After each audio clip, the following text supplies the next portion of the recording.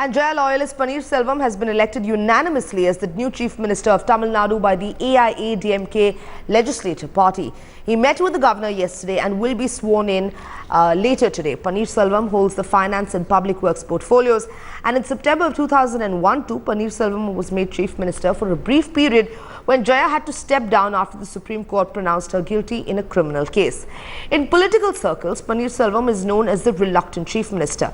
During his earlier stint in 2001, he chose not to sit in Jaya's chair at the Chief Minister's office and did not even clear crucial files.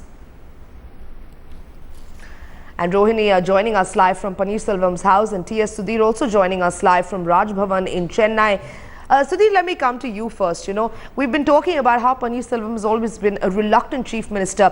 Do you think he's going to be able to actually step up and rise to the occasion this time?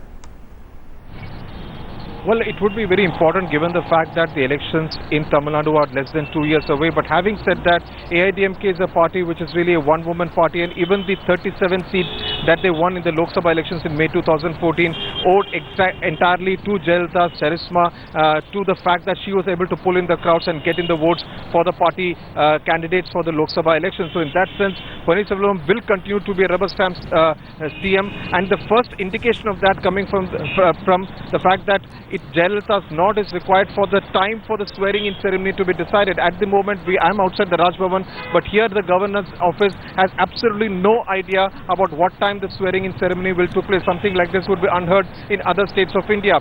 But here we are told by our sources in the AIADMK that Jayalaitha will decide what time the swearing-in ceremony will take place. And so only after a visitor meets her inside Bangalore Central Prison, gets an indication from her on what time she wants the swearing-in ceremony to take place, only after that the swearing-in ceremony will take place. Probably they're also waiting for the bail petition to be moved in the Karnataka High Court, because they do not want the swearing-in ceremony to take place in an atmosphere where the bail petition has not yet been moved for Jayalaitha's release from from Bangalore Central Prison. Right, let me also quickly go across to Rohini, who is joining us from outside Panneerselvam's residence. Rohini, the legal setback from the Bangalore Special Court to Jaya has come at a time when she's been politically at her peak.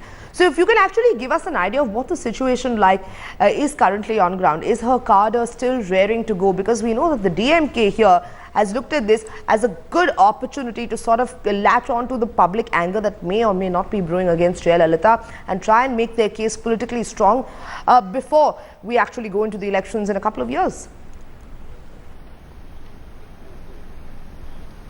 Well, the point is that if this whole case that has come and has sent Jayalaithaa to jail has only consolidated the cadre together, because when the cadre has been speaking, there have been outbursts of the fact that she's been implicated, it's been a wrong case, it's political vendetta. But the cadre put together are saying now that in view of the 2016 elections, they will get together and see to that they will sweep the elections. And the whole idea is that AIADMK, there is only one Amma, there is only one Jayalaithaa, she calls the shots, and it is her final word that is taken by the cadre. The same thing in terms of the way in the CM designate.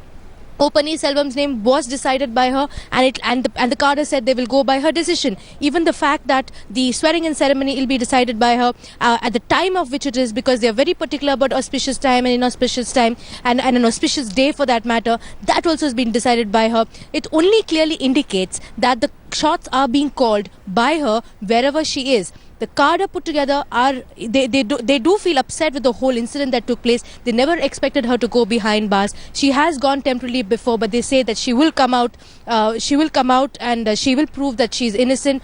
But the important point is that AIADMK is synonymous to Amma, and the cadre is, as of now, only looking up to her and hoping that she will call the shots and she will decide for them what the future is. But like I was saying, and like Sudhir was saying, the objective agenda is 2016, and how AIADMK as a party puts together.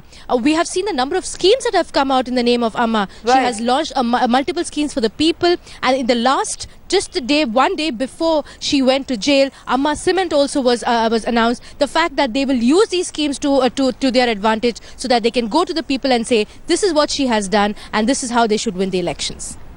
Rohini Swami, thank you for bringing us that update, and T.S. Sudhir, thank you for bringing us that information from the Raj Bhavan. We'll try and get you more on the story as it continues to develop.